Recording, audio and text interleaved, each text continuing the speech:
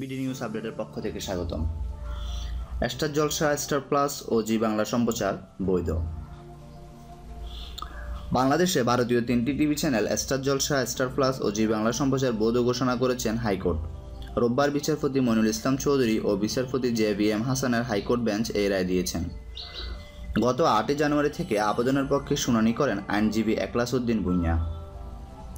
Star জলসা ও star প্লাসের বাংলাদেশের পরিবেশনকারী প্রতিষ্ঠান ডিজি জাদু ব্রডব্যান্ড লিমিটেডের পক্ষে আইনজীবী আব্দুল মতিন খুসরু এবং জি বাংলার বাংলাদেশের পরিবেশনকারী প্রতিষ্ঠান নেশন ওয়াইড মিডিয়া লিমিটেডের পক্ষে শুনানি করেন ব্যারিস্টার শামসুল হাসান।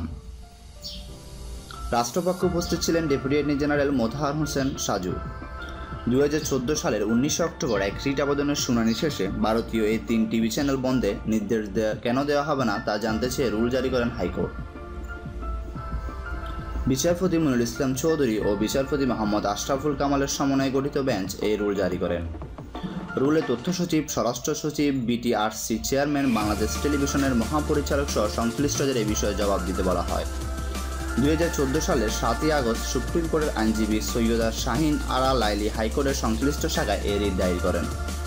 রিটে ভারতীয় সব চ্যানেল বন্ধে কেন নির্দেশ দেওয়া হবে না তা জানতে চেয়ে রুল জারিরও আবেদন করা হয়।